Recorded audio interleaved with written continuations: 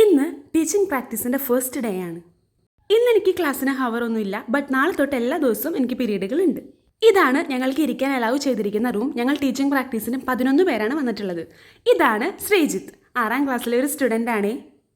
ഇതെന്താ സംഭവം എന്ന് വെച്ച് കഴിഞ്ഞാൽ, ഞങ്ങൾക്ക് ലാപ്ടോപ്പിന് അങ്ങനെ പ്രൊജക്ടറിലേക്ക് ഇത് കണക്ട് ചെയ്യണം എന്നറിയത്തില്ല.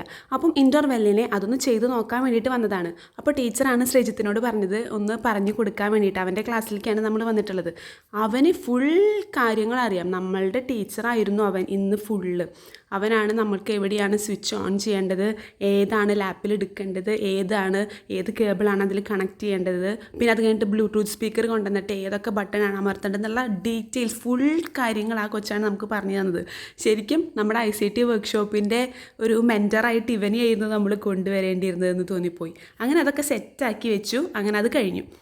അടുത്ത ക്ലാസ് എനിക്കിനി 9ാം ക്ലാസ്സിലാണുള്ളത്. അതിന് ഞാൻ ഡിഫ്യൂഷനും ഓസ്മോസിസും ആണ് എൻ്റെ ടോപ്പിക്ക് വരിക. അപ്പോൾ അതിൻ്റെ കുറച്ച് റിയൽ ലൈഫ് എക്സാമ്പിൾസ് ഞാൻ ലാപ്പിലൊന്ന് സെറ്റ് ചെയ്ത് വെച്ചു. അത് കഴിഞ്ഞപ്പം ഞാൻ പിറ്റേ ദിവസത്തേക്കുള്ള ലെസൺ പ്ലാൻ കുറച്ചൊന്ന് റഫായിട്ട് എഴുതി നോക്കി. അപ്പം ഇത്രയും കാര്യങ്ങളാണ് ഫസ്റ്റ് ഡേ ഉണ്ടായത്. അപ്പം ടാറ്റാ.